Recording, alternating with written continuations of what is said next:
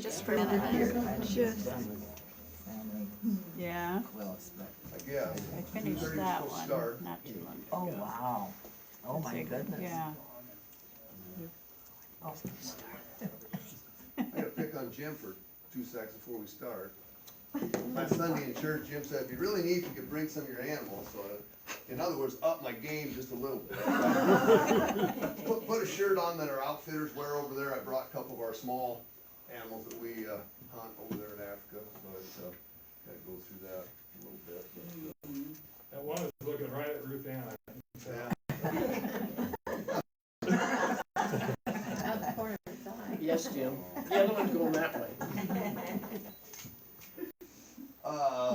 This was the Africa 23 trip last August. We were over there, Kansas to the 20, I think, something like that. But the animals got up here, they were from the Namibia trip 3 years ago. It takes about 12 to 18 months to get stuff back from Africa and through the taxidermy and all the process to get everything back here. So, Oh my gosh. all the stuff we hunted in August is still everything. All the stuff that we go to customs in Africa and customs in the U.S. and check for drug, bug inspection, disease inspection, all the stuff they got to do to get through stuff to get it back. So I never thought about that when they said, yeah, they got to do a drug inspection when they get to the U.S. They'd have to try to do that. They drill holes in holes to make sure they don't have drugs outside when they just come back and just stuff that they got to check in and get ready for it. So with that, before I start, I'm going to kind of start like I did 2 years ago, whatever. A little entertainment and some education this afternoon. The first thing I want to start off with is the hunting side of what we do, anybody that hunts, and what we accomplish when we're hunting. Get into bigger cities, I see it a lot. I've seen it over in Waterloo, in that area where I've been to some hunting conventions over there, and got the protesters across the street waving flags and beating their drum and talking about this and talking about that. Name names, whatever. But what hunters actually do and perform with what we do for hunting and who pays for the DNR stuff, I don't see a lot of those people that get their checkbook out and actually pay for some of the stuff. But this is in the FCI book that I was reading the other day. Anytime a hunting applications, licenses, permits is purchased in the U.S. and many other countries, the money directly contributes to conservation, which has led to over $1.8 billion contributed annually as of 2019. More than $18.8 billion has come from the hunting licenses and tax and stuff that the hunters and fishers pay for. Along with that, this act imposed 11% tax on the sale of firearms, ammunition, archery, anything of that order since 1939. And we teach that. I also instruct and teach for the DNR with the hunter safety courses in Iowa. So I help with that in this part of our teaching with the hunter safety courses of how the DNR parks and all this stuff get funded. A lot of it's not tax money, it's through the taxes on the people that actually hunt and fish and stuff like that.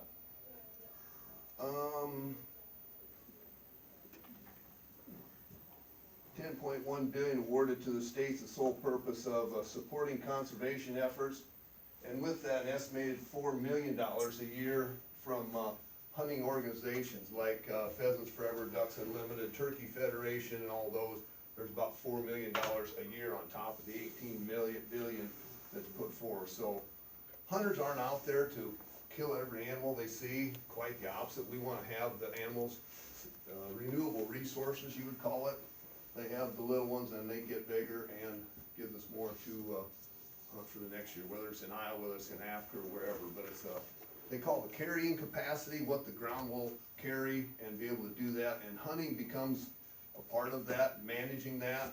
Right now, from some of the publicized stuff with the anti-hunting people, that they've got the fur harvest down where the fur's not worth anything. So needless to say, nobody's trapping coon or hunting coon anymore. So this summer, the state of Iowa made it legal to eliminate coons however you want to get rid of them. There's no regulation on coon hunting anymore because all the damage that they're doing. And there's a few people in this room that we've had to do coon repair damage to the house, roof, whatever, buildings and whatever, so I've had probably 10 or 12 people call me to, hey, can you come take care of this coon problem I have, so they're quite destructive, so. On the other side of that, this year I purchased a deer hunting license and basically didn't even go deer hunting because the blue tongue with all the drought we had last year, so many deer that are dying with the stagnant water and not much water, so their deer population is way down. So, with that, why I donated my license to that and basically didn't deer hunt, so. What the hunter side of it does to do that and, try and go out and eliminate a few coyotes to, help the deer population also. The DNR estimates an average female deer raising up 2 fawns will kill an estimated 19 deer for 1 pack of coyotes, so that's more than you would think, I guess, so. The other side of that is economic for the people in Africa, a way to fund, they got limited resources in what they can do. There's not a lot of agricultural ground. You work in the diamond mine, you work in the coal mine, or you do a hunting operation like we go to and stuff like that. And I got some pictures of the ground in the area that they're blessed with, live with, and they don't have a lot of options of what they can do to provide for their families. The last thing I got is, everybody knows Jim Shockey. He's a big-time outfitter, hunter, his whole life. He does a lot of writing and TV articles and stuff like that. And a quote for him, really, we are all living field-to-table lifestyles, but somewhere along the line, people tried to remove the killing part. Maybe they think that they are above it, but we are all part of nature. Some of us just admit it and respect it and admire, what we do. So, if anybody's been here, I've been there, worked there, did some teaching there, but if you've been to farmland, Tyson, IVP or whatever, anytime you eat a piece of chicken, a piece of meat or ham or roast beef or whatever, something's died. Oh, I've never killed anything. Well, okay, yeah, you ate a ham, you ate a chicken, you ate a hamburger, so. But, don't wanna drag this out too long, but just take my opportunity to get that out there, that, we're just not over there, shooting a bunch of innocent animals and stuff like that. A map where we were, this is South Africa. Johannesburg up here in the hills, the mountains where we land with the plane.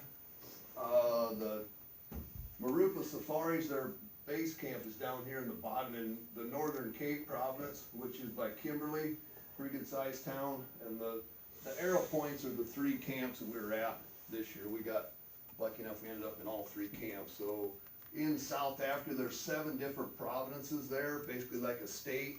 We were in 5 of the 7 provinces this last fall with the traveling we did, so it was good, but yet it was long. We were down here in Kimberley for 3 days, then we drove 12.5 hours up to Ondanagwa camp.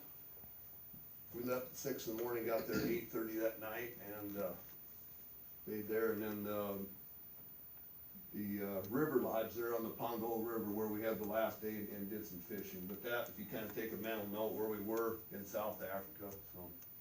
Getting back to Jim, the shirt I'm wearing is our outfitters uniform shirt that they wear over there. They got the South Africa flag colors in the shape of South Africa and the U.S.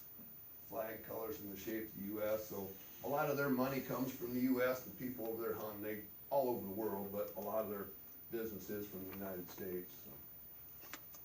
Any questions? I don't want to speak too long and hard, but if anybody's got a question, why, raise your hand. How long of a trip is it to fly over, and how do you fly over? Do you really want to know? We got on the plane in Des Moines. From Des Moines, we went to Atlanta, Georgia. Had a layover waiting for the plane. The plane leaves about 8:30 in the evening at Atlanta and flies to Johannesburg. And we land in Johannesburg about 7:30, 8 o'clock the next night. But there's an 8-hour time change between here and there. So you lose 8 hours of the clock plus the 17, 18 hours of being on the plane. So it's about 30 hours from when you leave to when you get there. So you're a little tired. And when we got there that night, it was 8:30. Got our bags all checked out and everything, rounded up, got in the truck, and it was a 5.5 hour drive from the airport down to Kimberley at their base camp where we stayed at 5.5. We got into camp about 3:15 the next morning. 4-hour nap and got up, made breakfast, went hunting. This was breakfast. It's pretty tough living over there. It's really hard to be able to live there for 10 days. It's, this Pete's, some of his property his dad had, him and, GC owned this business together. They were in the process of building this lodge 5 years ago, the first time we went over there. They just had a foundation poured, some bricks up and just getting started with that. So this is what they ended up with since we've been there. But they got a bunch of mounts on the wall basically, or what do you wanna hunt? Well, we're hunting this. Well, some people the first time been there, what's that look like? Well, they've got a little bit of everything that's run on their property hanging on the wall, so you can, okay, this is what you're hunting, this is what it's supposed to look like and what it should be. But Canadian bacon, sausage, eggs, toast, pretty good breakfast. Get up and get started, go for the day. This is their lounge area if you wanna sit around. I don't think we ever turned the TV on, but if you wanted to, kind of a lounge area to sit around, kind of an L-shaped deal there. Then they got in the L, there's an outside patio area there, swimming pool. Getting into hunting, one of the sceneries there, the giraffe hanging out. Took a picture of this bigger male in the stand in the road. A lot of there they call it bushveld, which is the tree bush stuff.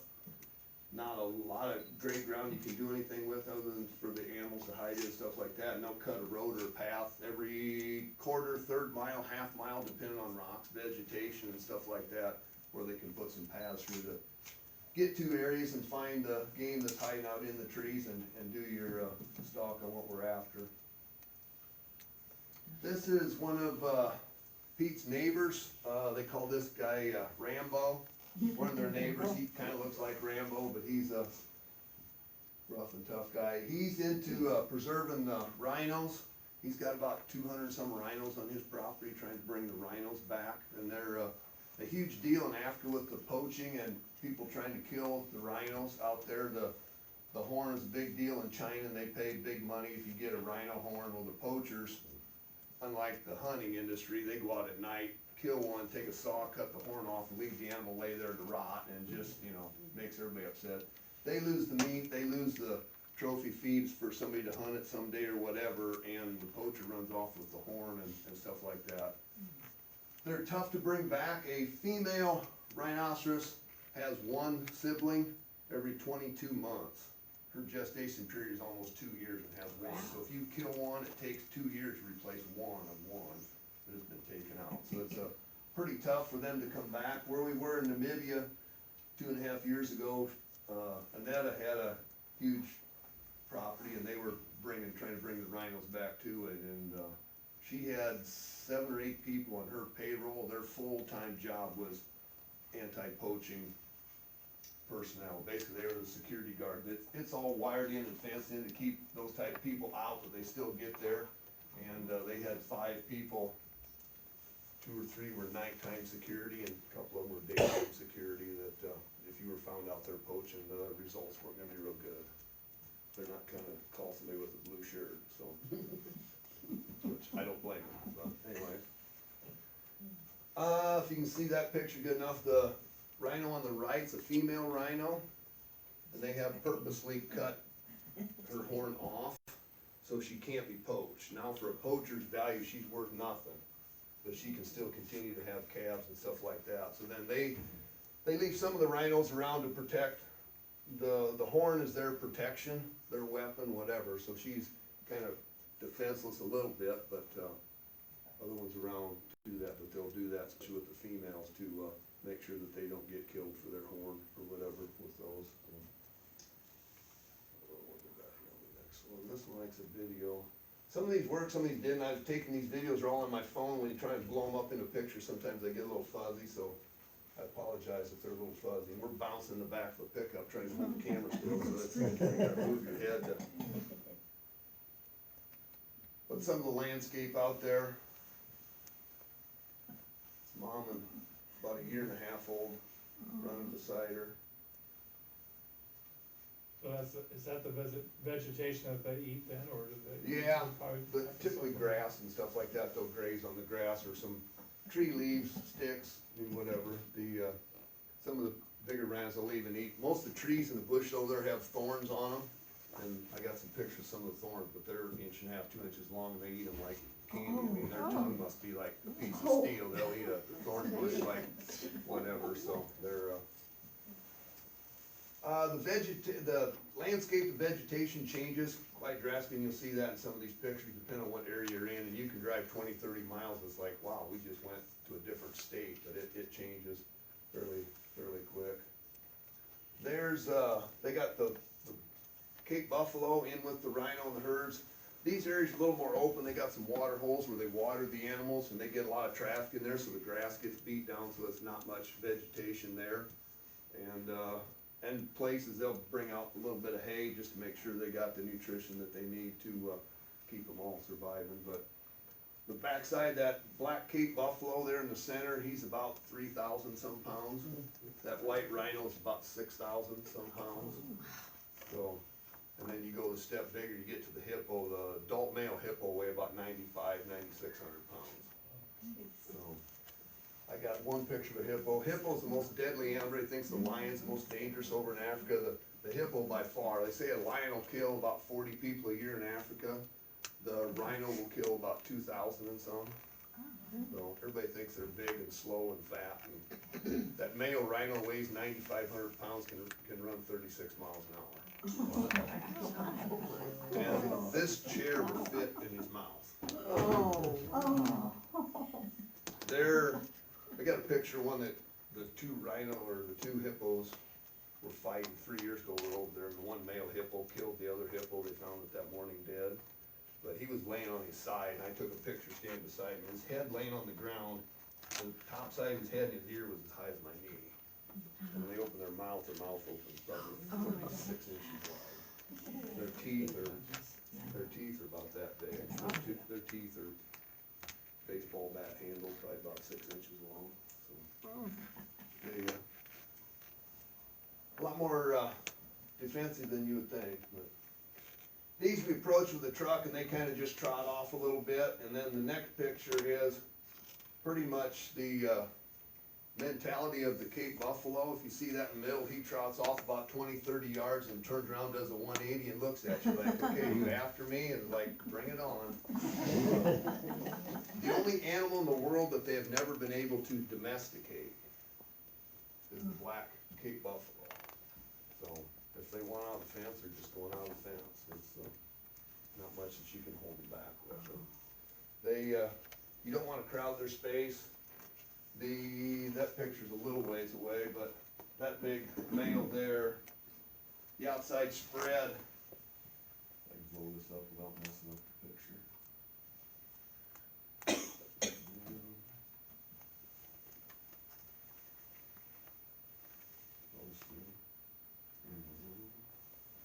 The outside spread of his horn is about 42 inches wide. That picture doesn't really do it too much justice, but his horns are out like that. If anybody's watching African videos where he's defending himself against a lion, he knows how to put that head down there and get the lion on the end of the hook of that horn and flip him in the air, and the lion runs away with about a 8-10 inch gash in his side. So, Can you hunt those things, or? yeah. Typically, any of the animals we hunt over there are past mature adult males. So typically, the bigger the animal is, the longer the lifespan they are. Some of this little stuff here probably lives 4, 5, maybe 6 years, so it doesn't take long to get the male. An elephant, lifespan of an elephant is 65 years. So for somebody to get an elephant that's not gonna live too much longer, and okay, yeah, we'll let somebody hunt this one, it's a 60-year unless somebody's got one. The buffalo, I'm guessing they're probably in the 30 year. I think the rhinos are like 45, 50 years that they'll live. So it's not just, they pretty much dictated what you're gonna shoot or what you're gonna hunt. It's just not, okay, I want this and that one. The only thing we get for our time spent over there in our hunting is what comes back here. You get a thin piece of skin and the horns. Basically everything in here is styrofoam. The eyes are marbles that they make. So you get a flat piece of salted skin and the horns is all we could bring home, so. The meat all stays over there to, feed the people, hungry over there, and nothing's coming back that way, so it's a way to keep them fed and stuff like that. Any other questions? The rhinos are expensive to hunt, they're doing now, because we're talking about that. I had a friend of mine from Minnesota, him and his wife and kids, family were over there last fall. I don't remember if it was before or after we were there, but he was talking about up at the SCI show in Minneapolis last winter. We were up there 3 weeks ago, I guess it was winter, still felt like summer kind of. Him and his wife went over there and he wanted to do a rhino hunt. And the new way they got to hunt it now, they charge, I don't know what the fee was, but they charge to hunt the rhino, but they don't hunt them with a gun, they hunt them with a tranquilizer dart. And they dart the rhino, you go up to it after the rhino's tranquilized, you go up there and take your pictures you want, and then they give it an anesthetic back, and the rhino wakes up and walks away, and you get a picture, and it's kind of a neat way to do it, something that's more extinct, like the rhinos that they want to do, but somebody says, I'd like to have a rhino, well, okay, you can have one, so you get it, and take a picture, and, you know, blow a big picture up and hang it on your wall, but you don't get the rhino still lives and walks away, but he made his a little bit tougher. He was at Rambo's place, and he liked to hunt with a bow. They're kind of like, we're gonna put a tranquilizer dart on the end of a bow and arrow. Well, the arrow has to be heavy enough to hold the dart, and then they were nervous that the arrow would carry too much energy. The tranquilizer guns they use are basically compressed air in there, and they can regulate how much pressure they want. But this thing had to fly with an arrow enough to get 30, 40 yards, 50 yards of range with the arrow, but not actually puncture the rhino and cause it damage where they had to worry about, you know, bleeding or stuff like that. Infection's a big thing over there. Once you get an open wound, to get infection in it. So they did, and the guy that had the rhino says, I think the only safe place, they got a pretty good vein on the back hip. He said, you're gonna have to shoot it in the back hip. He said that vein area is about 1.5 inches wide strip, about 16 inches long.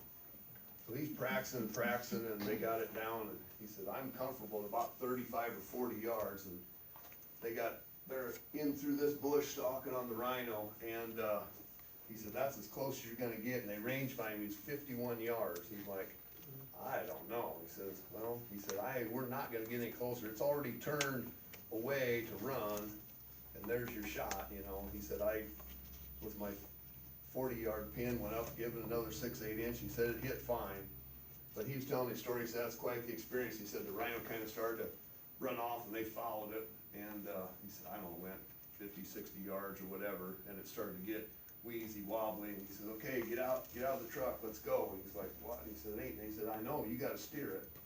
He said, run up to the rhino. He grabbed one hand on the horn in the front, he had a rag in his other hand, put his hand in a rag over the rhino's eyes so he couldn't see. He said, you gotta steer it, guide it, doesn't fall in a bunch of trees and get a puncture wound falling down. So he said, I got this 6,000-pound rhino, and I'm leading him by the head. When he decides to collapse, he's not gonna injure himself falling on a bunch of old sticks and stuff or whatever. He said, that was an experience. He said, you think your heart beats when you gotta shoot something. He said, this thing's still alive, and I'm leading this thing right on the front horn, so maybe someday, I never did ask him what it cost, but I mean, there's no danger injured to the animal, but the experience of darting one and just being able to put your hand on a live rhino and walk it around while that was kind of exciting, I think, if anybody's into that type of thing. But some experiences you can do over there besides just doing that. And photo safaris, they do photo safaris too. If anybody wants to go and just take pictures of stuff, you don't have to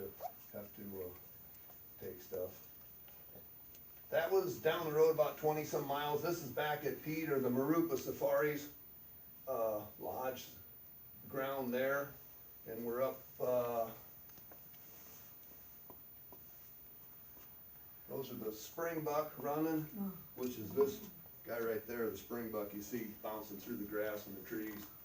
They're a little smaller than deer. They're 100, 120 pounds. They're a little bigger than a dog running through there, but they can bounce and run through the grass about 60 miles an hour if they want to run.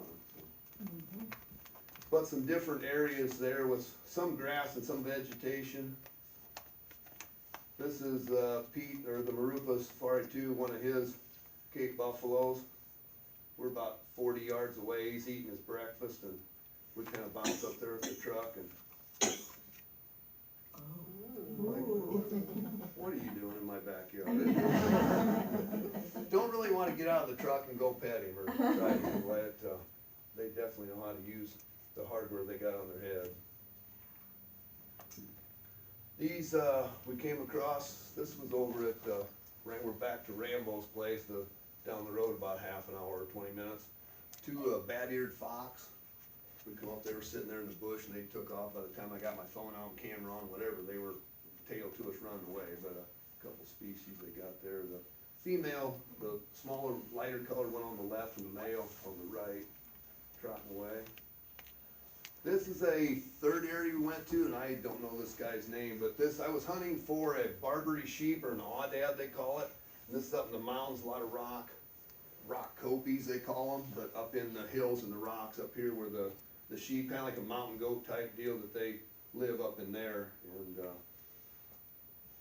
some higher elevation. We're probably 4,000 or 5,000 feet, 6,000 feet up in some of these. This is day 2 or day 3. This is back at Peter's place, the Marupa Lodge. The 2 or 3 pictures ago, this is 2-3 miles on the other end of his hunting area. So, as you can see, this is some of the pictures I was talking about. What are you gonna do with that ground and the rocks and stuff like that if you're not raising, harvesting animals and having hunt trips out there? This is your family farm. What other ideas you got to make them living off of that? I mean, it's pretty much worthless ground unless you got some animal out there that's gonna eat the grass that's growing and live out there and be able to hunt those or whatever, cause there's not much farm ground you're gonna do in that stuff. Is that a mounted gun on that vehicle then? Yeah, yep. They have it's a 4-door cab, they have a seat, roll bar in the back.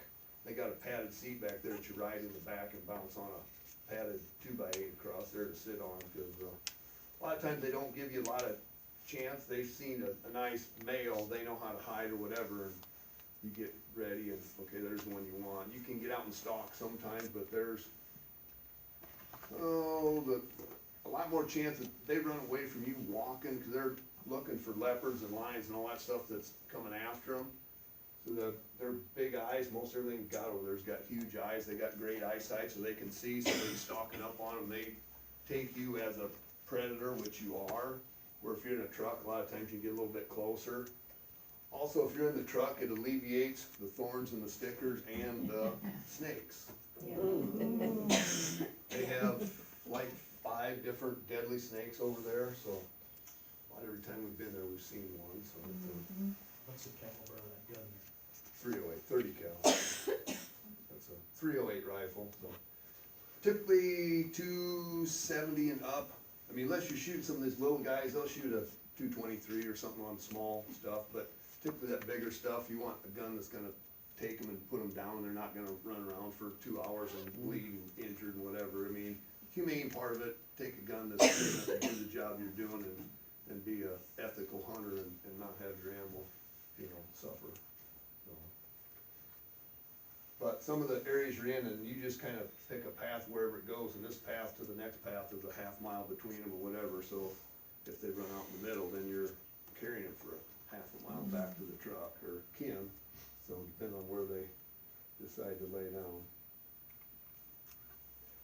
This is back to the other place where we're hunting the sheep. We're up on the mountain, the Rock Copy. On the other side of that, the back side is the east, is there's a river. I don't remember the name of that river, but there's a river there. And actually the river bottom to the east there, they have some farm ground out there that this guy actually raises some alfalfa and some corn. They've got some center, if I can blow this up, it was doing it at home. They've got some center pivots there.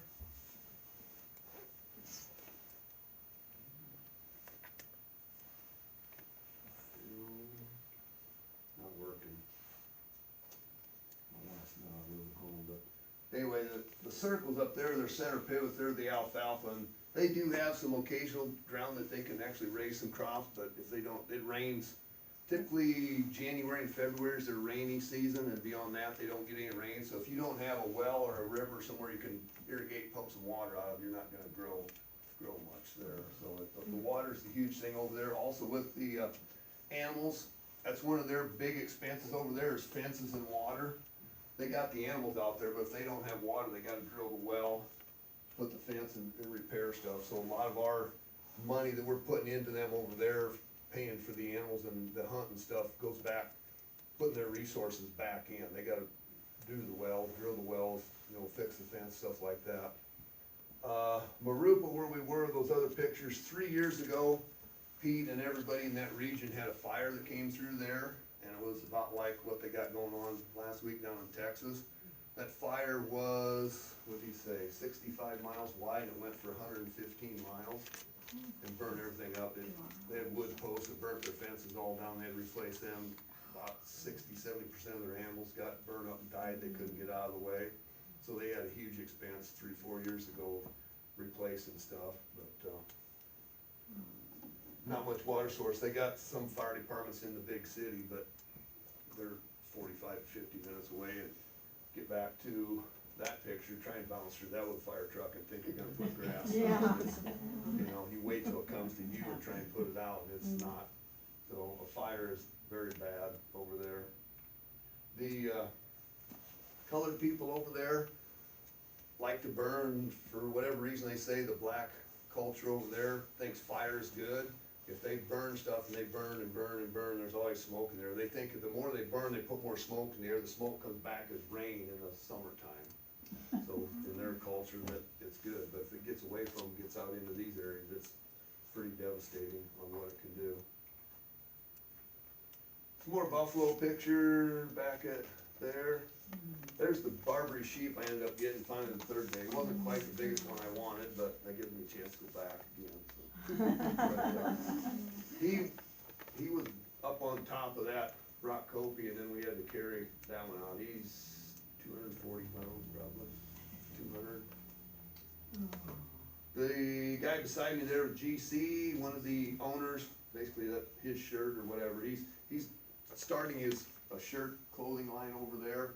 He's the half owner of the Marupa safaris that we're into, and he was back here in the US with me working for December, January this year. They don't typically hunt in their summertime over there, so he was back here and worked for 2 months with us. Typically they come back and do the SCI shows in January and February and advertise and sell their hunt trips, and they were done with everything they needed to do in November, and he said he's coming back anyway, so I helped him out with some of his plane fare to get here, and then gave him a job for a couple months, and then he was off and doing their safari shows and stuff. You would love his accent, the South African accent. is He pretty helped cool. me out too. Pardon? He helped me out. Oh yeah, we helped scoop a little snow at Marge's place, and not getting Marge out of the snow, she got stuck one day, we helped push her over there. Big, strong, young guy, like, very nice. I mean, everybody we go to over there is like anybody sitting in this room. Backtrack a little bit. The shirt he's got, what he's got on here, the flag, stuff like that, the Marupa, that's their hunting symbol there, and the levy he's got on here, L-E-V-E, which in Africa means live. So take time to live, have fun, whatever, and then making those memories, and that's basically what you go there for, is memories, and not much different than going to Disneyland. I mean, when you come back from Disneyland, what do you got? You got the memories you had in the pictures and stuff like that. So it's somewhat similar to that, having the memories that you had and the fun you had and the friendships you've made, and kind of neat having somebody you call friend 11,000 miles away, I guess, whatever it is. You have the head of that one? I will. It's still over in Africa right now, but someday it'll be back, hopefully by next fall sometime. That'd be So. pretty, yeah. But, yeah, that's where he was at, and we carried him, I don't know, 200–300 yards through those rocks back to the truck and got him out of there and with that, so. A little bit of a challenge that, 5 years ago, I was over there, we're carrying a animal out and stepped on one of those rocks and it rolled, and you roll your ankle, like, yeah, that was fun. It's like, but it's not, those sheep run through there 40 miles an hour like no big deal, and I'm going like, foot here, it's like, they jump through it like, okay. So, if they decide to run, your shot's over with. So. We're on the same place, this is another animal that's after this year, at, Wow. Sable. The antlers on that are about 40, I didn't even measure, 40 plus something inches long, so it's probably 350, 400 pounds roughly. But, very neat, unique looking.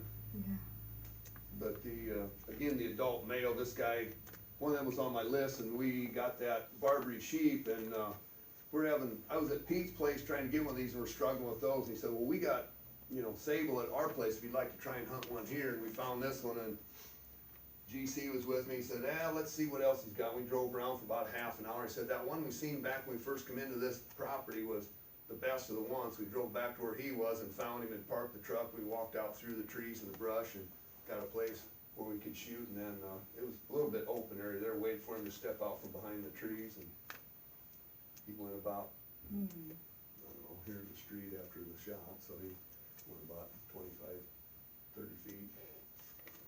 So what's the process of getting that carcass back to the camp? Load him in the back of the truck. Hi. Yeah, the Just pickup with is your right. hands, the help, you don't have anything else to pick it up with? They got a winch that you can winch it in if they're really big, but that 400 pounds, we had 3 of us there, and we just lifted him up and put him in, so. And He you're goes back. bringing it back? You have that head too? Yeah. Good boy. Sure, yeah. Same thing, yeah, I Yeah. was wondering. Oh, yeah, they're coming back. Will the horns go up through the ceiling into the upstairs then? Not yet. Yeah. Maybe in a couple of years, so. Yeah, they're all in the basement, the wife says, you're not bringing that stuff upstairs. You get horns big enough, you have to cut a hole in the floor. Yeah. How many do you have? How many animals? Right now I got 16 in the basement. Okay. Oh, I think I got 6 more coming this year, so. I've got 8 or 9 from Iowa, so deer and Okay. turkey and Oh, badger. That's kind of cool, little mountain quiet. They're nasty little things if anybody's dealt with a badger, but,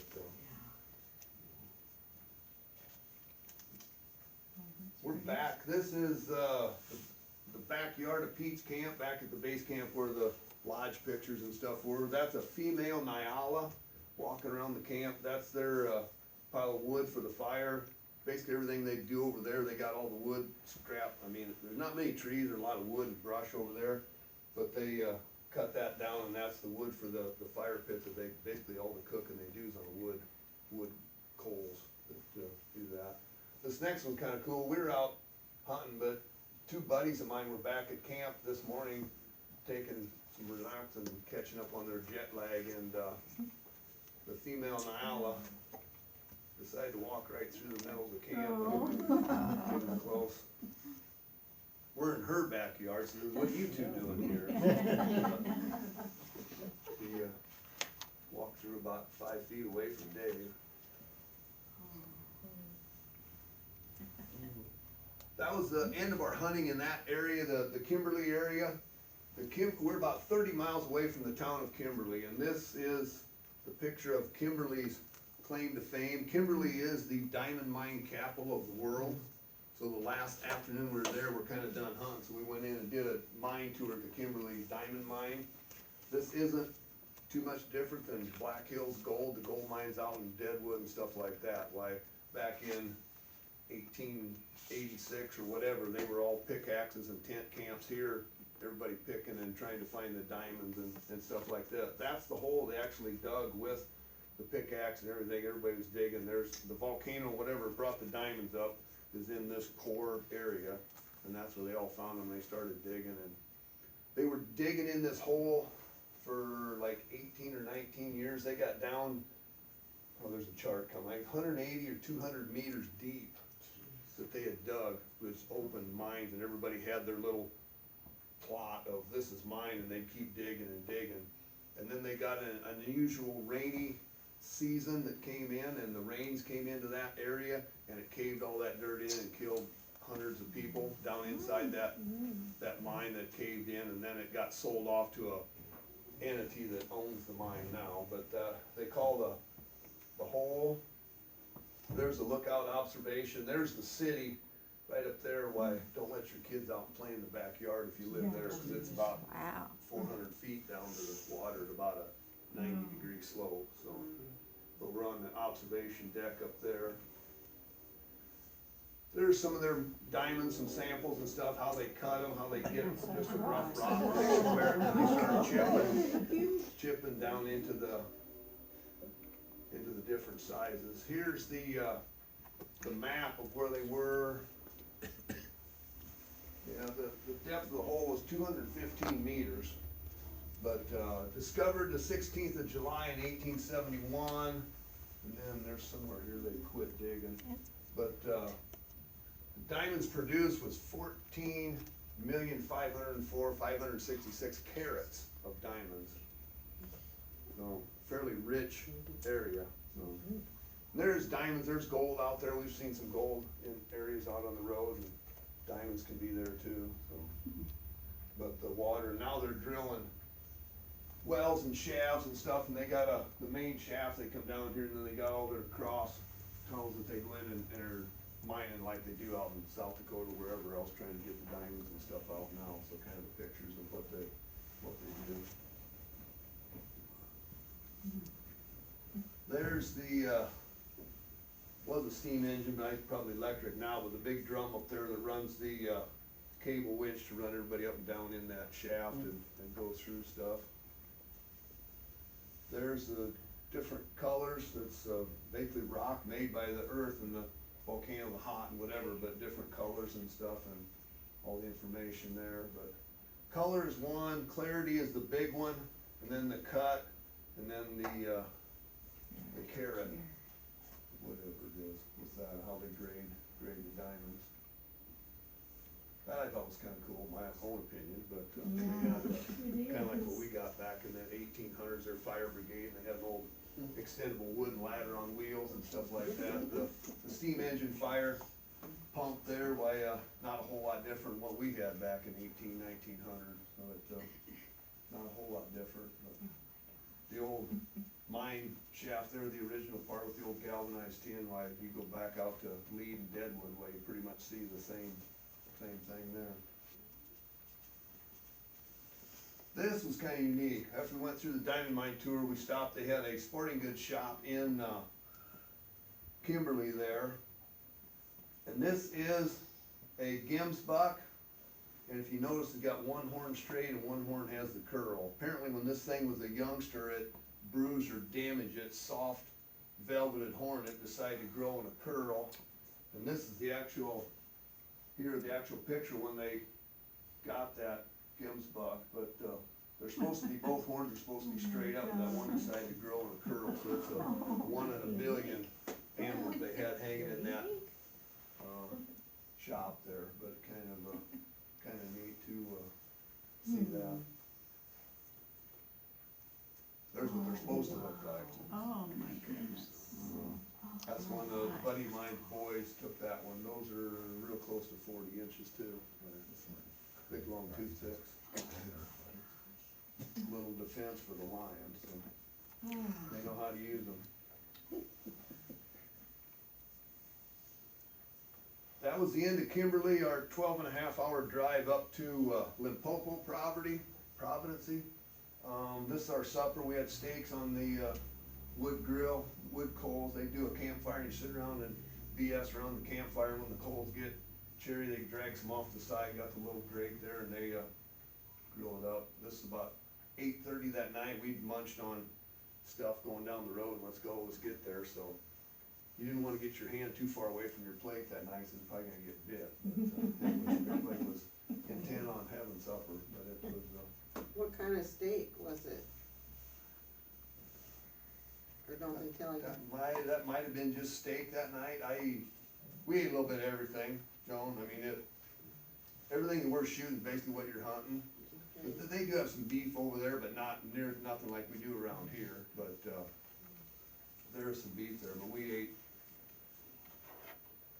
wildebeest or whatever was hunting, the sable or whatever. So I'm not sure. I asked Pete a couple times too. Said, "What are we having tonight for supper?" Says, I don't know, he said, we don't keep it all separate in the refrigerator or freezer.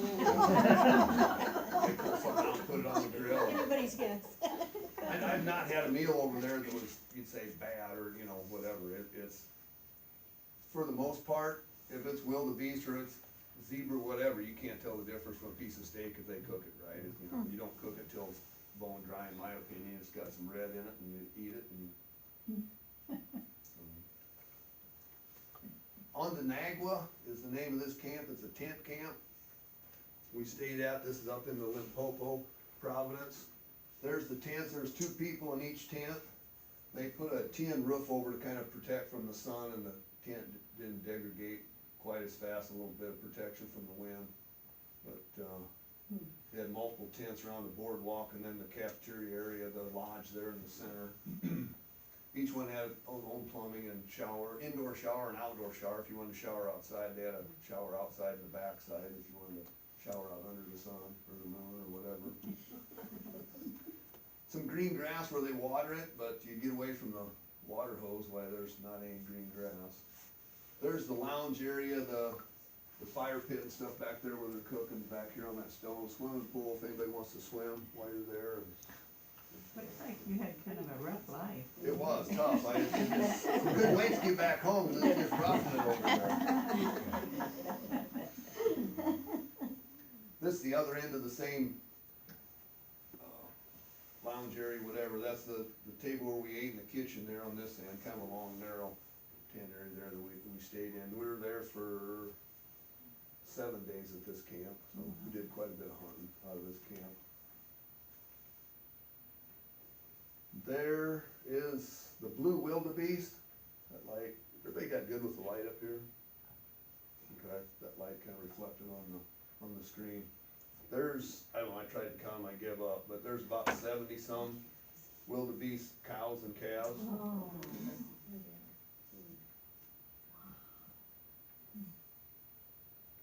When I went this time, Kinsey told me, don't take so many pictures, take some video so I can see it. And so I did a little more video taking with my phone, but, the wildebeest jumping across, warthog in the background there running.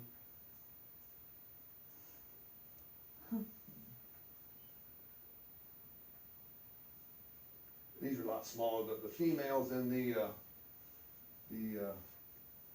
calves with that herd, not many bulls in there. That's typically what you'll find over there, the kinda like deer here, the does and the fawns will herd up together and the bucks will be by themselves, blown out in the wilderness by themselves. When you're hunting, you see those big herds, but 99% of the time, the buck you wanna shoot's not in that big herd. You see him, it's like, okay, yeah, he's not there.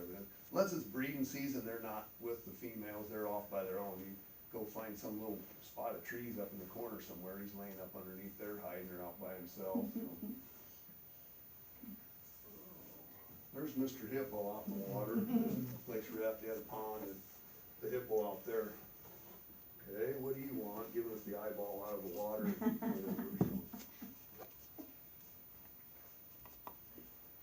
This area, the Limpopo area that we were in up there, is probably the breadbasket of southern Africa. There's a lot more fertile. It's up in the mountains that they call high plains or high plateaus, where they have a lot of farm areas up there. And that was some of the problem up there. They got a lot of areas that they can't farm, and they're adjacent to the farm areas, so fencing was a huge deal up there, trying to keep the livestock away from the animals and that were wanting to eat and stuff like that. They had a huge orange, tangerines and orange crop up there. That's what that is in the center there. That's the orange peels after they come out the juice factories.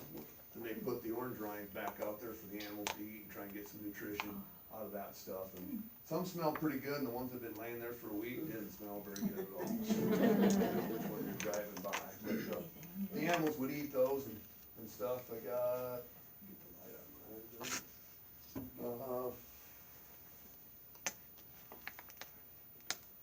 Leave female. That little shack there they got by the water hole is, anybody wants to bow hunt, if you wanna shoot with a bow and arrow, that's about your chance to get is, be in a little shack and wait for something to come up and get a drink and get a shot with a bow and arrow that's close enough. To walk out in that bush and sticks and try and get something with a bow is almost impossible.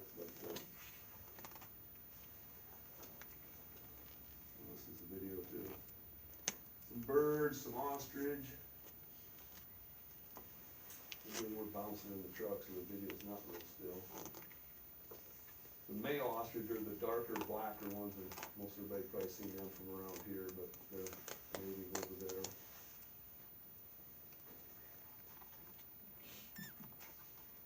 Pumbaa, mom and the little ones. This is another orange rind area with a little concrete hut they got there, some water hole areas. This one. Yeah, there's the warthogs running. They're kinda neat to, when they run, their tail goes straight up, their tails are about 16 inches long. When they run, it goes up like a 10 on your car. Like, you get in that grass, all you can see is the fluff on the end of that tail. It's in the grass. Yeah, there they go. This is more of that area where they got a lot of bush trees, or bush veld you'd call it. Well, that's a pretty big tree there in the close up to the picture, but most of them are sapling trees and whatever, but,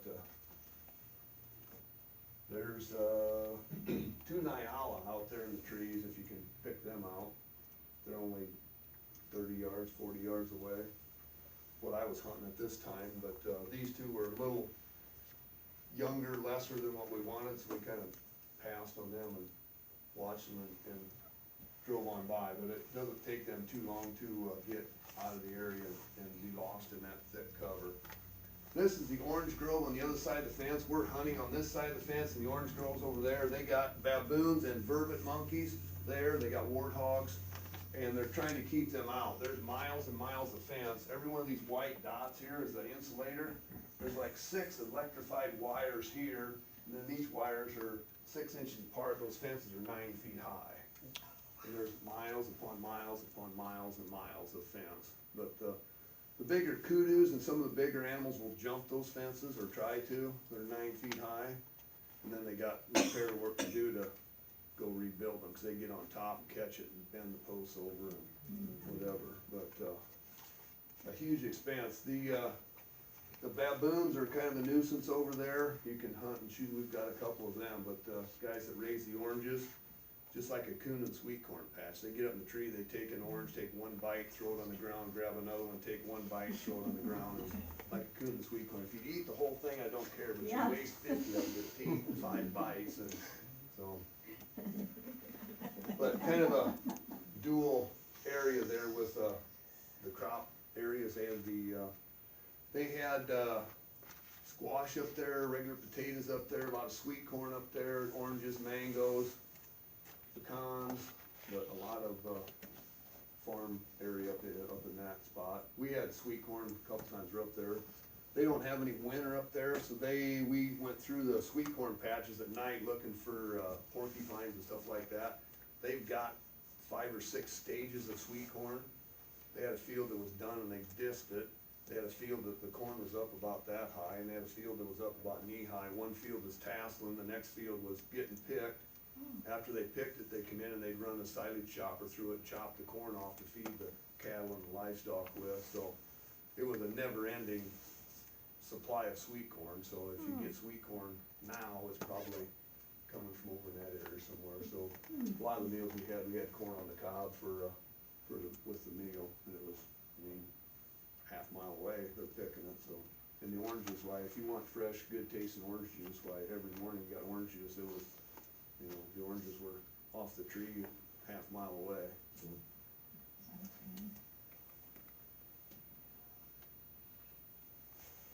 But the monkeys and that, figure that out. Those little vervet monkeys, they come up there about 30 miles an hour and jump, and they hit about the middle wire for a second and jump over it and climb over that, and like that fence isn't even there. But miles and miles, there's a corn, I believe, I think it's a sweet corn field there. So they must get more rain there. It's all irrigated. Oh, it's all irrigation? Yeah, no, the rain, they all get the rain about the same, but everything up here is irrigated. They'll either center pivot or they'll dig trenches. They'll come by with a plow or disc and they'll windrow the dirt up and they'll plant on the top of the deal, and then they'll get a flooding deal up there and they'll flood it and the water will run between the rows every so often, and they do that. So it's, they have to have the water, so it's a huge deal up there with wells or pumps in the rivers or wherever to, get the water up there to them. This they call a high plain or high plateau up in the mountains. We're up probably 4,000 or 5,000 feet up here where these are at. And there I finally got the, Nyala, Oh, one of the prettiest animals over there, the little white dots under its eye. That's their giveaway when you're looking for them out in that thick bush and trees and stuff like that. They kind of camouflage in. You look for that white spot in the trees, if you can see that. We chased after these things for about 3 days and walked through that bush and the thorns and whatever, and it was kind of a challenge. And the one I wanted kept giving us the slip, and this one wasn't quite as big as I wanted, but it was nice sized bull. This is about 4:30 in the afternoon. Got this one, took the pictures, and got him loaded in the truck, and we're heading around the corner. They're gonna do a campfire down by the river that night for supper. We come around the second to last curve before we got to where they're gonna do the camp, and here stands 6 of them, big males right on the road. And I'm like, that's what you call hunting. Why, the one you wanted, now he's standing on the road going, a reason to go back, but they're real beautiful, and they got a long mange and stuff on them and stuff like that, and the colors that they got. That's the male of the female that was walking through the camp.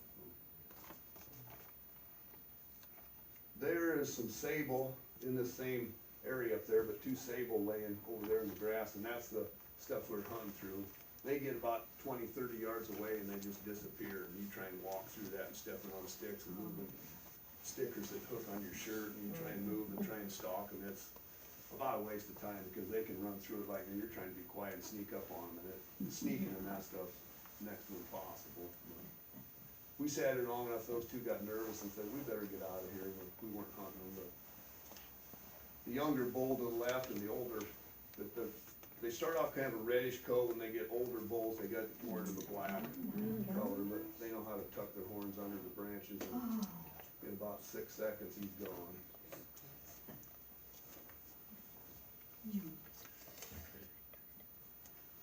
The lights are just wrong.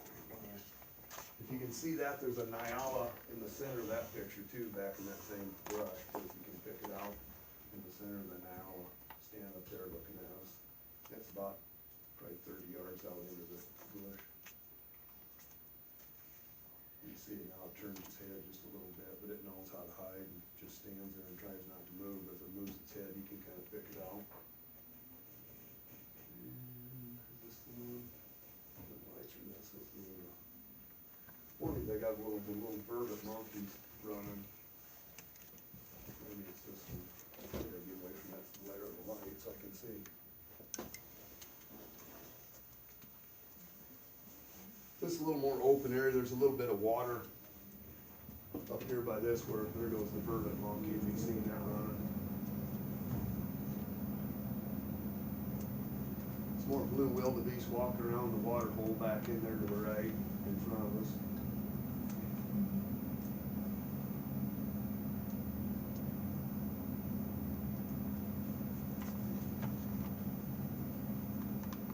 And you feel safe, they won't attack the Not the truck. I mean, truck? they're pretty used to the trucks driving around or this or that. They're, you know, if you're out there walking on foot, you better be paying attention. I mean, that's kind of the reason you ride in the truck more so than you do the on foot. Yeah. If they feel threatened, they know how to defend themselves, and typically you get with the truck where you can see something that you think you're after, it's big enough for the right male that you want to hunt, and then get out and do a short stalk to them. But all the trees and sticks on the ground, if you break a stick or trip over something and they hear it, it's not any different deer hunting. Like that, you got 50 of these animals looking at you, and there's something else that you're not even hunting. There's 30 of them standing there. Well, if one decides to run, everybody looks and goes, oh, they're running, we better run too. So everything's leaving. So it's not just the one you're after, but they're all taking off. There's some more of their fencing, kind of segregating different animal species and keeping the right breeding bull stock in with what they want. So they kind of know they got certain bulls that are not for hunting, They're breeding stock, no different than our livestock around here. That's their livelihood, their resource, their money, that they're, excuse me, they're, keeping the genetics in the herd that they want. All the dots up here in the background are, they call black impala, and I got Mike hunted one this year, but all those brown spots out there are the black impala, which is a different species of the common impala. They're probably 80, 90 pound small deer size. Again, this herd is all, pretty much all female and young calves. So, a lot is plain, they call plains game, but they're not much different than deer. The female have usually twins, so if you got 2,000 female, next spring you're gonna have 6,000. This I thought was unique. This driving down the road, this is a neighbor's property. I learned about oranges. They say the first 4 years of an orange tree, they're not cosmetic looking enough for sale as oranges, so they juice them. They don't have the color right. After 4 years to 15 or 16 years, they're more of a sale as an orange for the right color. This is all sunshades they build to not sun bleach the orange out so it looks like a lemon, so they don't want the yellow looking oranges. They want oranges that look orange. I don't know how many thousands of dollars they spend putting that fence up, but those fences go for miles. It's 16 feet high to drive trucks and tractors under, and they got a post set in them rocky ground every 30 feet, and they got cable wires up there holding in all that sunshade net and stuff attached to those.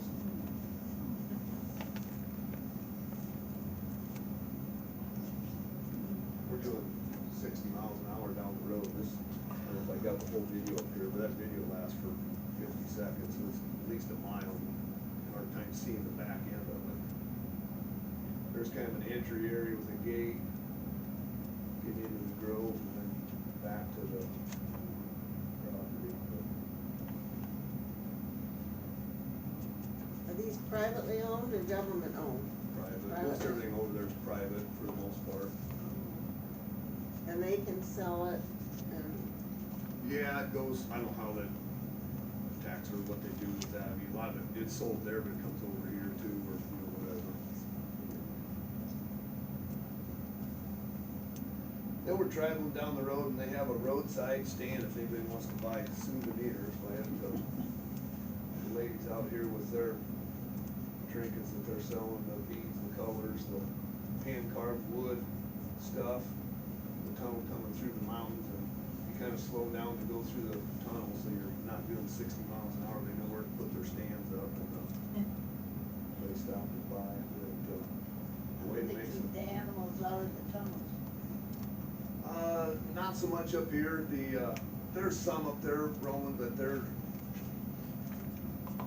I didn't see a lot on the highway or the traffic. I mean, everybody that's in the hunting deal has got their stuff fenced in so it can't leave their areas, you know, per se, but, in their areas, not like an area for us for a pasture or something, their areas are 10,000 acres or 8,000 acres or whatever with that. There's one of the last ones I got, kinda Kenzie, like, you've been over there 3 times, you're not shooting a zebra? I was like, no. I said, the only place you got Africa's is Africa's zebra, so I got a zebra, so, but that's just a skin, whatever, no mouths or anything with that, or no horns or nothing, so I just, a flat skin to lay on the floor for dinner. Outside of the horse, they're 500 pounds or something.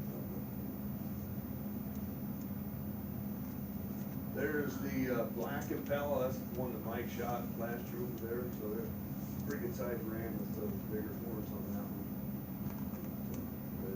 I said 80, smaller deer, 80 some pounds, probably 90.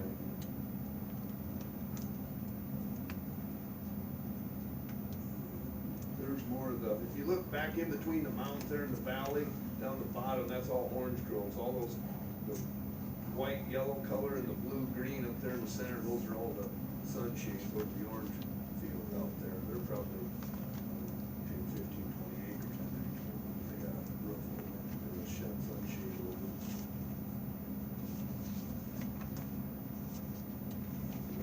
go by this grove of trees, and this doesn't show much till you get to the other side. Now you can see more of that Yeah. netting. They got that whole bottom covered up.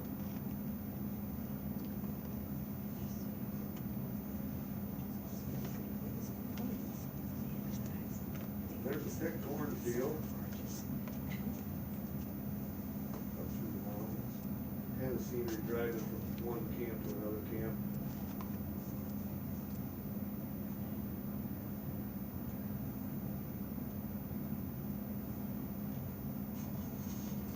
This is one of the towns we drove through on the way up there. This is more of a touristy or a place to shop or experience or whatever, so not all of Africa is the bush or the outback country, whatever you wanna call it. Not much different than driving through a town around here. Restaurants, bars, shops, tire places, cars, gas stations, convenience stores.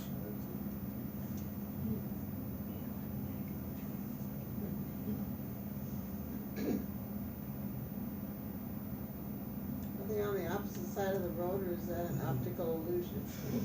Yeah, then they drive on the left. Yeah, it's all left side of the road. Joan, I've seen you do that.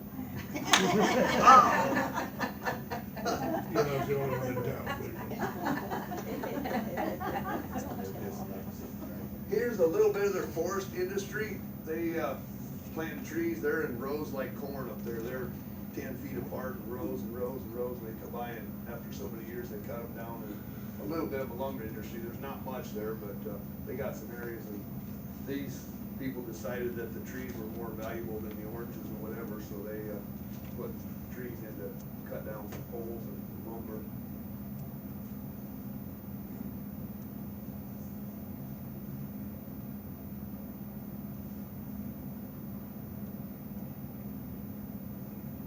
This is one of the black areas, or I forget they had a tribe name for it, that they live in and what their area is like. A lot of poverty, I mean, trying to make a buck or be able to afford food or whatever, but each one of those little huts is a families. A lot of them don't have windows, quite a few of them don't have a roof over it, and they build what they can afford. They build a couple of walls, and then that's what they got for 2 years, and then they get a little bit of money so they can afford to put a little tin roof on or something like that. A lot of them don't have the windows. They try and get a roof to shed a little water, but it's not that cold most of the time that they gotta worry about being heat. It's more shade for the sun or whatever. I've been after that for 3 years, and I take Andy with, and he finds one on about the 4th or 5th day, so. The largest porcupine you can get in the world is over in South Africa, so. The quills in those can get up to 24 inches long with the quill, and that's probably a 40-pound porcupine, so they're pretty good size. Kind of a neat trophy, something different that we've seen porcupines in South Dakota or whatever, and they're little things like this, and that thing is pretty good size. That was some night hunt we do. Some of these creatures don't come out at night. We were out night hunting for some porcupines. We're on the way back to camp at night, and we found this hyena running down the road in front of us. So it was kind of interesting seeing a hyena in real life. But this is a state, county road, whatever, traveled road with gravel, and there's the fences on both sides of the grass you can't see. And one of the owners was, you have to have a special permit to shoot the hyenas because they're kind of the garbage can from over there. If something dies, they gotta have them and the buzzers to clean it up so the area doesn't stink. So it's a special permit, so there was no hunting with this thing. He said, we'll have a little fun with him. So we run that hyena probably a mile down the road. There's no hole in the fence that he could get off the side. He'd do it about 19, 20 miles an hour. He'd get up behind him. He'd start to get tired. He'd slow down to about 16. He'd get up behind him, tap the horn on the pickup, and he'd kick it in gear and run a little faster. But he was running. He kicking rocks up on the windshield with his feet while he was digging in trying to get away. But we tracked him down the road probably 3/4 of a mile, and then he He knew where the hole in the fence was, why it didn't take him long. He said, I know where I'm at, I'm about there, right here. See ya. Kinda like chasing a coyote around here, they know where the hole is, the den is, or whatever, why, he's at home. That was on our way out to, hunt one night. This is a orange farmer by that, on Denag with that tent camp. This guy was about, I don't know, half hour away or whatever. We're actually looking for the porcupine. This is a bush buck, they call it, and typically they only see them at night. They're out in the brush and the trees, and this guy was an orange farmer. He says, I got some bush buck here, I'd just soon have you take one or two, whatever. He said, why, they eat. Information only. They're eating the blossoms and the leaves and stuff off the orange trees, so it's kind of a nuisance for them to have these, kind of like the deer eating the corn or whatever, but he's out there. I said, yeah, I get that, and he said, you want a porcupine? I said, I got porcupine. He said, ain't no problem shooting a porcupine out here at my place. So, okay, we're out there, drove around in the dark with a flashlight through his orange grove. There were 3.5 hours, we saw no. Okay, yeah, I got porcupines everywhere. You just pick the one you want and take it. We're like, yeah, we're 3.5 hours. He said, I don't know where they're at, but he said they're here every night. We're like, well, we're not here tonight, but got this bush buck, a lot of deer size. Then we're driving around looking for porcupine, and he said, there's one. I said, what? He said, well, bush buck. I said, I already got one. I know, but get your gun ready. I'm like, okay, there he is. Go ahead, shoot him, hurry up before he runs into the trees. And we're like, well, who's this for? He says, well, for you. And I said, I already got one. And he says, well, one time a year, we got a 2-for-1 sale. That's today. You got But this one, he wanted rid of. They knew it was out there, but the one horn on the left side there broke off. So if somebody's gonna pay for a trophy, they don't want a busted horn. They'd rather have a regular one. So they give me a free bush buck, but it was a busted horn. I said, I can't sell it to anybody anyway. So he wanted one less eating his orange blossoms off the trees. But down in the creeks and the low areas in the bush, and I had a spot about that big I was shooting at in the dark with a flashlight. And I was like, okay. But anyway, he went, rolled down the hill, laid in the water, and went about 10 feet after he shot him. That was the end of the hunt up at that camp, and then we went down to the, a little bit lower and out to the east. We're about 35 miles off the Indian Ocean here. This is the Pongola River. We had a day and a half left of our trip at this point, and tiger fishing is a big thing over there to catch a tiger fish, and that's what we went to this camp for, to try and catch some tiger fish. They got crocodiles and hippos and some elephants. We never did see the elephants. They said they're over on the other side of the mountain, but this is a DNR park, or a game preserve park. You can't hunt there with the right permits and stuff. When we were there in August, it was closed for the season. They had their quota met for the animals that they wanted to harvest. So kind of back to that hunting thing that I talked about. It's not just keep shooting whatever you want to shoot. They got to their quota and said it's done for the year. There's no more hunting here, and that was in August. So they had 6 months of no hunting after we were there. So we did some fishing, got in the lodge, and they dammed up the river, so it had kind of dammed up areas here, made it a little deeper and wider, and after the tiger fish. But there's their camp, the lodge area, a lot of thatch roofs and stuff there. They said the thatch is way cooler in the summertime when it gets so hot, and they say the thatch out there, they don't get that much rain. They said that thatch roof will last about 75 years. So, okay, that's kind of impressive, that the grass roof will last 75 years, but I'm told. Can you do that on my house? I know. I'm afraid the ice and snow is gonna tear it off. Oh, this is their, They're quite thick too, aren't they, Greg? They're real thick too, aren't they? oh yeah, that thatch, it's up there 10, 12 inches. A lot of the trees that they did in that deal, they'll build them, they put the bigger logs, like a fence post size, like a 6-inch one up for like rafters, and then they use the smaller sticks, like 1.5 inch, 2-inch crossways, and they tie them with twine, and then they'll lay the thatch on there, big bundles of thatch, and then they got a long, like a darning needle, they'll push through with a piece of string, and then they tie it to the bottom of them cross sticks, and then they get up there, they call it a comb, but it's like a big rake, and they'll get up there and comb it and lay it out.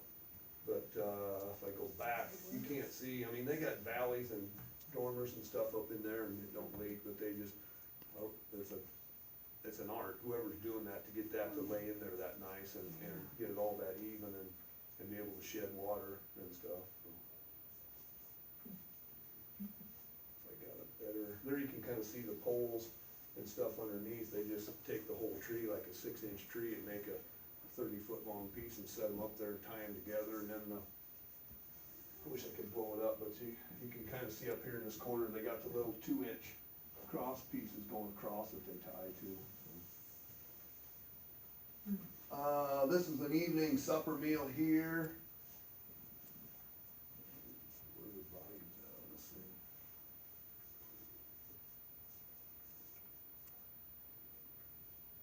If I don't blow anybody out, I don't know what this is on.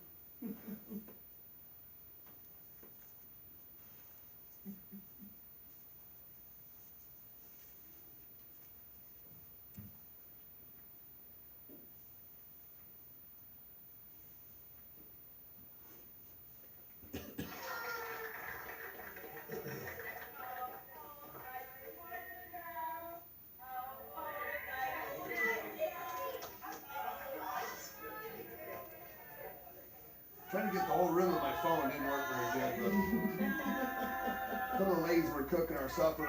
We were over there. The table was behind us had a young lady who was 30-year-old.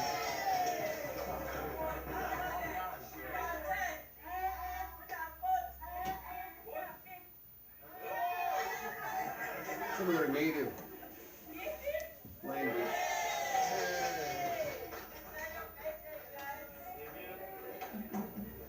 There's a younger gal behind it in the table behind us. She was 30 and it was Andy's 40th birthday, so they made birthday cakes and everything and had a birthday party while we were there.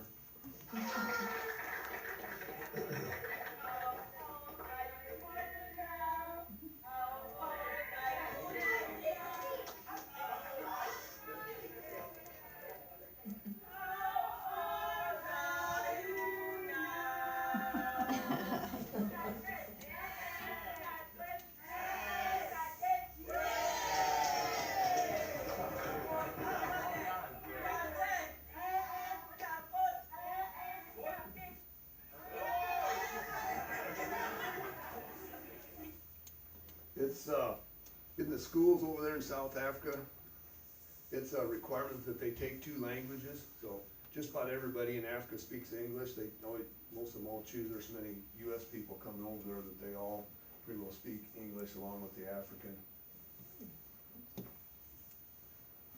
Here's the outside, the deck, whatever, kind of some cactus and thorn bush and stuff like that, but they're starting to put some flowers on, or still have some flowers, but kind of pretty. When I blew this picture up, it didn't translate very good, but the wind blowing, but some of their vegetation there in the rocks and stuff was kind of pretty out there in the rocks and the sand and the river. It was one morning waiting for breakfast. The wind blows over there too.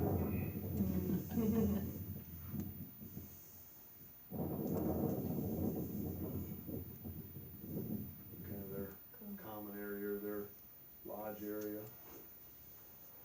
There's the tigerfish we're after. We're in a pontoon boat for 8.5 hours, and we had 1 fish bite on 6 lines all day long. It was fishing over there too, but that was, I think, 24.5, 25 inches, about 16, 17 maybe pounds.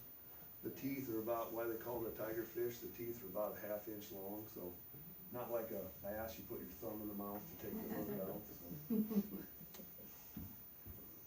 One of Andy's boys got a reeling in. We all got a picture of it. Kind of a day to relax. The next day we're headed to the airport to go home, so kind of a day to sit back and not do much, cruise around on the boat in the water and wait for the line on the pole to bounce. It must not have been that warm, I see you guys have jackets. No, it was 60 degrees, 55, 60. And I finished my slideshow with a sunset picture. One of the guys that was with us, this was not that night, but a few nights before that, while the sun was going down and we were the behind the scenes story of that, like Paul Harvey says, the rest of the story. Two of the buddies of mine were in the truck and I was hunting for the sable, and this was on one of the neighbors' properties. We saw some sable out there, and we're in that heavy brush bush that's up shoulder high. He said, we're gonna get out here and see if we can walk through that bush and get you a shot at that sable. I'm like, okay. So we got walking, it's like 4:30, 5 o'clock in the afternoon, the sun's starting to go down. We're gonna make this stalk on these two big sable that they seen out there. We get out of the truck and we start walking through that brush, and we get 100 yards away from the truck. He said, you drive around, get down on this other road down over here. I was like, okay. Well, they don't know where they're going. They're Iowa guys, firefighters, and they're like, okay, yeah, we'll pick you up. Well, they didn't go to where they're supposed to and just stop. They just kept driving. We walked through there and we're a quarter mile off the road, nobody around, and the guy GC's in front of me and turns around and says, kind of keep an eye over your shoulder. He said, they do have buffalo in this area. We're out there 5 o'clock at night, about that much no sunlight. Oh. There's 3,000-pound buffalo running in that bush that you can't see from here to that table. And like, kind of keep an eye over your shoulder if you see a buffalo coming. And I was like, my gun ain't big enough for a buffalo. But we never did see one. We never did catch up with a sable either. When it starts getting dark, we get to the road where we're supposed to rendezvous with them. There's no truck there. There's no cell phone service in that area either, so we're like, okay, we can hear a truck clear back over here somewhere driving around. The roads are half, 3/4 of a mile apart. So we find another road, get on the road, and he said, well, I suppose we'll start walking around back up where they let us off, cause we're where we're supposed to be, and they're not here. Well, they're out driving around taking pictures, and then it gets dark. We got no flashlights, you got your phone out with a little light on your phone, walking down the gravel path through the bush, and like, I hope that buffalo don't come out now, cause I know I can't see him, but a little bit exciting, so. But that, kind of a cool picture, they passed that picture around to everybody, but the silhouette and the sundown was the giraffes up above the trees and stuff. I'm gonna back up from the beginning of my story, I forgot what on the, funding the stuff, I was up in the SCI convention they had in Minnesota 3 weeks ago in February, and the Minnesota SCI chapter teamed up with Pheasants Forever in Minnesota, and what conservation does and what the hunters are doing up there. SCI and Minnesota Pheasants Forever teamed up, and they're going to buy 1,000 acres of habitat ground for whatever up in Minnesota for the next 10 years every year. So in 10 years, they're gonna purchase 10,000 acres in Minnesota for habitat and hunting and wildlife refuge. So the amount of dollars it costs to buy 10,000 acres of Minnesota ground, why, kind of what the hunters are giving back to, you know. I don't see a lot of, other people on the other side of the fence chucking out that kind of cash, but, if you resource it, I, do that once in a while, but the one that comes to my mind, every Christmas time you see the little puppy standing out shivering in the snow. If you research that, the dollars you spend to them that actually helps the puppies is 14 cents out of every dollar. The rest of that money goes in their pocket to pay for their motel and their No, you didn't know, you hadn't heard that before? No, really, yeah. I didn't know it was that. So, They say if you're gonna donate, but donate. before you to throw the- money at something, understand where it's, yeah. Yeah. We're taking 86 cents to me and I'm giving 14 cents to this shivering puppy, so it's, Mhm. you know.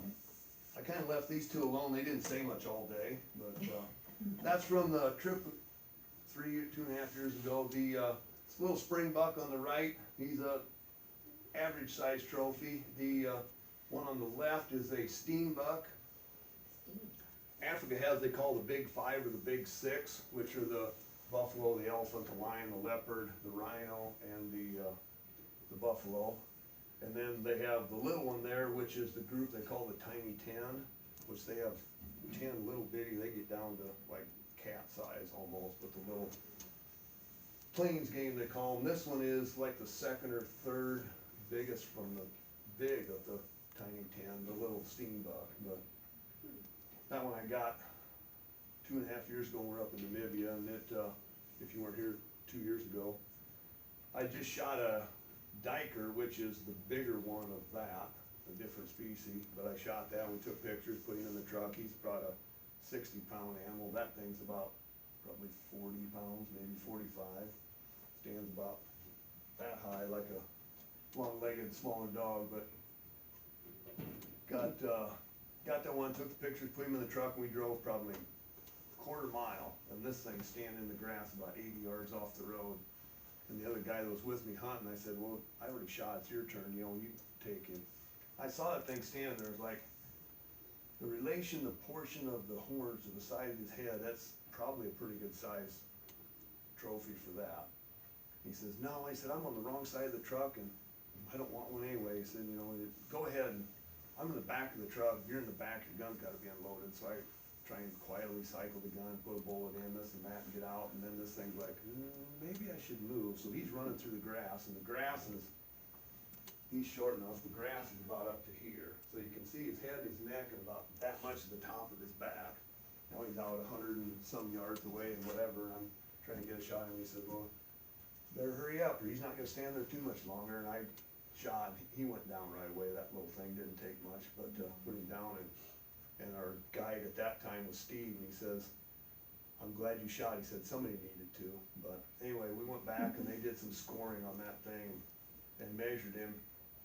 Steve was originally from California, he's over there in Namibia, he's been there for 40 years as a guide. He graduated, told his dad when he got out of high school he wanted to be to Africa and be a hunting guide in Africa, he'd been there for 40 years. He said, I've been here for 40 years, and that's the third biggest one I've seen in 40 years. But we scored that official SCI score up in Minnesota last year when that thing came back, and it's rated an SCI 34th in the world, so it's kind of the smallest thing I've got is actually the biggest trophy of anything that I've got. So, kind of something special, but I just, when I seen it, it was like, wow, that thing, you know, in relation to the size of the animal, the 6-inch spurs on his head. Sounds like he never misses. There's what? Sounds like I they never wonder if miss. they ever miss.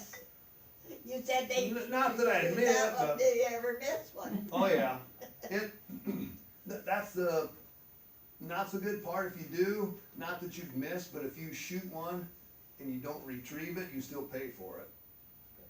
If you draw blood on an animal, you're paying for it, whatever its cost is. So you wanna be sure what your gun is and your abilities, that you're within the range that you think you can hunt something, because, you put a hole in them, the biggest thing over there is infection. I mean, they're not anybody gonna sew them up or stitch them up or whatever, so they get infection, they're gonna eventually die. But, yeah, I have left one over there, so not what you wanna do, but it's hunting after a few trips over there, well, it does happen. How They- many trips have you made? Pardon? How many How many? these trips? 3. That was my 3rd trip in August last year, so I was with Pete 5 years ago, the first time I went to the same area that we had the pictures here, and then we were supposed to go in 20 and COVID came, we ended up going in 21, and that was a nightmare with all the rules and regulations, get on a plane, get off a plane and all that stuff. We made it up to Namibia and did that hunt, and it was all right. There's some different animals there.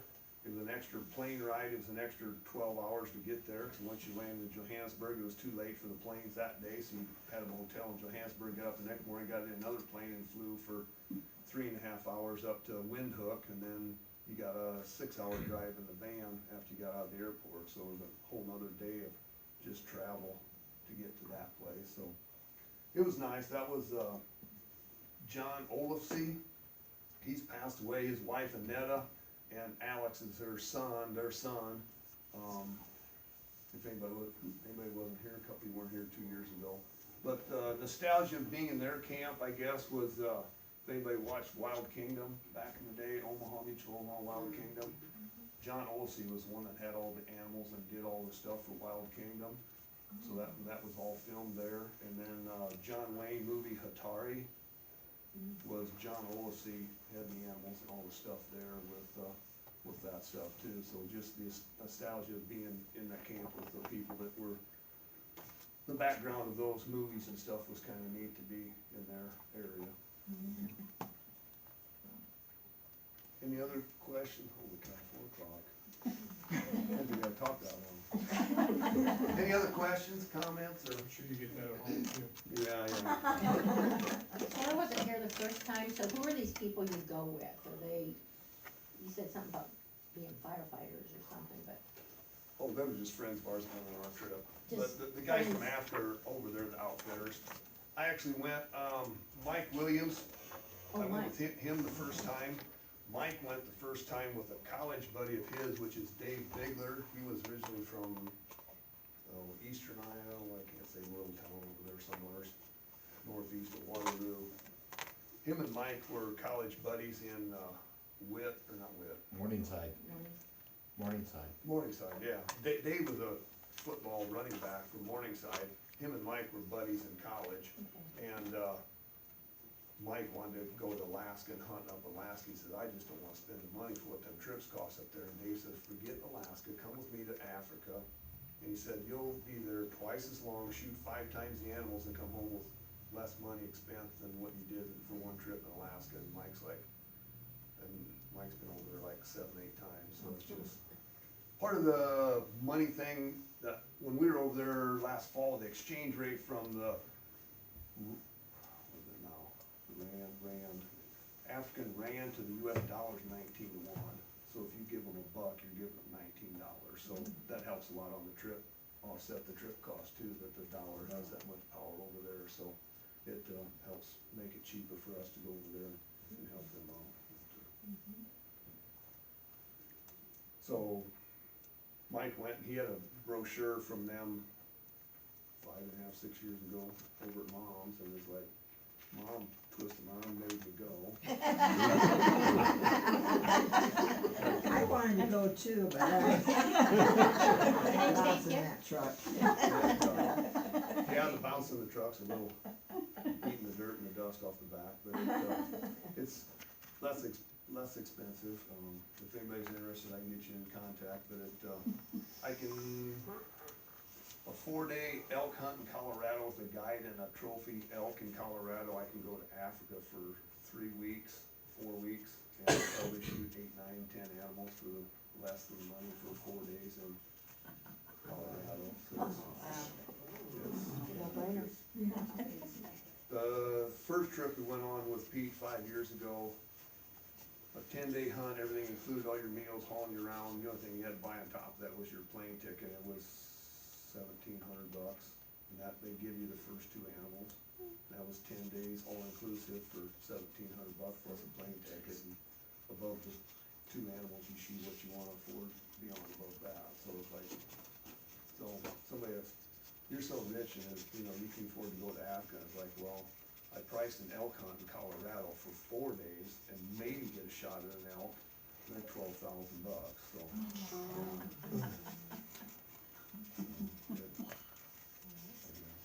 What are you gonna do?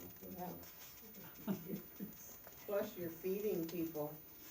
yeah, I mean, you're right, Joan, they're feeding people, unless you have a gun or something, there's not a lot of Hy-Vees, there's not a lot of farmlands or Tyson or anybody else that's butchering over there. I mean, if you want something to eat, you're gonna go on the hunt for something to, kind of back to that first slide of field to table, you know, whatever, you know, we're all part of nature living that way, and they're living over there like we did in 1900s of, you know, if you want something to eat, you're gonna go out and shoot that buffalo or shoot that deer and butcher it, and that's, you know, or to take the pig out of the yard, like I remember we used to do back in the day, we butcher our own pigs or whatever at home and whatever, that's what you did, and that's what they're still doing over there.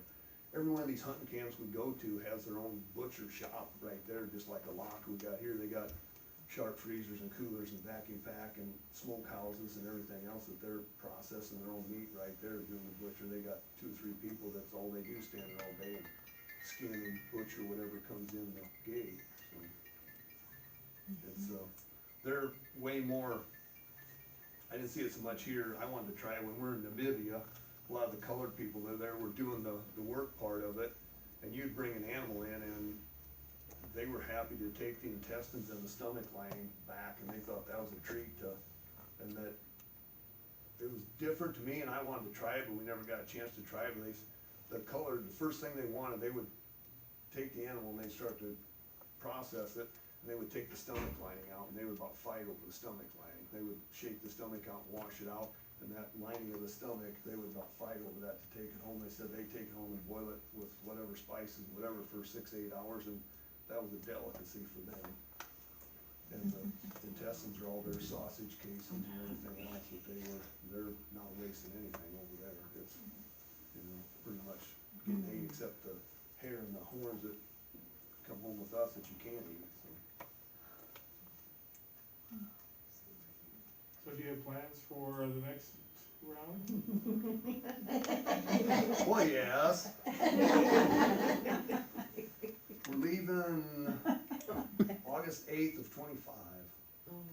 So 2 years, it kind of works that way. It's kind of 2 years to regroup and recuperate, get your mounts back, and if the world's still. Yeah. going You on. and Mike, Yeah. you and Mike ever hunt together? Yeah, all 3 times I've been there, Mike's been with me. Okay. So, yeah, he kinda, his buddy Dave has always been the one kinda lining the trips up, and we kinda tag on and go with him, and this time Mike kinda tagged on with me, and I had 4 or 5 of my buddies that went with. There were 7 of us that went on this trip. Mike went with, and a couple of my fire buddies from Des Moines, and then Andy from Lakeview, Sac City, and he brought 2 of his high school boys with him, so. There was 7 of us on this trip. That was a good experience. So Greg, have you ever been down to Glidden?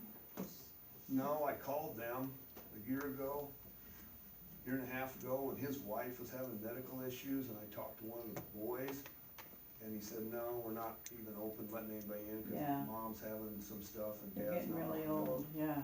Did she still, or did she pass away, or? I just asked Jack about that. I think she's still living, but he was wondering what was gonna happen to that. you know.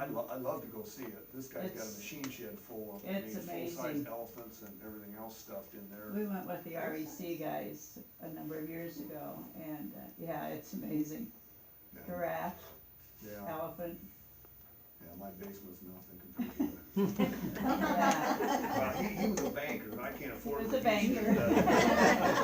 I would like to dart a rhino, be able to lead a rhino around, man, that'd be they, But you wonder what will happen to it, you know. yeah, you can donate stuff, and they got auctions online that you can actually Oh, is auction that off. right? And they'll do an Oh. auction, like a farm auction, Oh. they'll just auction off mounts from Africa or wherever, elk or anything else, and I've seen auctions that you can get online or go to it and bid, and somebody wants an elephant, you can go buy this elephant, this guy shot, and take it to your Okay, place if so you maybe want, that's so. probably what will happen. It could be, I mean, if the Yeah. family doesn't want it, Yeah. they can sell, but there's always, or a Cabela's or a Shields or something, Yeah. let's put one of these in our showroom with the hunting side, and they'll buy, mount and put somebody's name Yeah. underneath it, this Yeah. is what somebody shot in whatever year, True, yeah.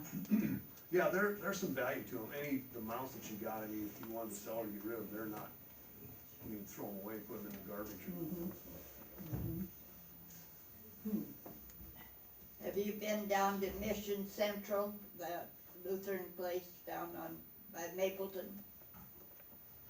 A big hunter donated a whole bunch of this sort of stuff, and they have a whole big room of, that. No, I didn't even know anything about it. Yeah, and they have a zebra and a whole lot of stuff, Yeah. down by Mapleton. Fantastic, but I've never saw it. But it was a hunter in Lincoln or Omaha, I don't remember Yeah. which, that Yeah. donated it all. I'd like to go to the one in Glidden, but I just kinda didn't call them after I heard the Sure, family yeah, situation, yeah, but man, I Jack gotta said he try and, wasn't if they're appropriate. closing it and not really with the family health issues, I'd like, Mhm. I'm not, Mhm. It didn't sound like the kids were real take off work or go meet you on Saturday to show you grandpa's dad's stuff, Yeah, and yeah, dad's taking care of mom and running Mhm. the grill, so.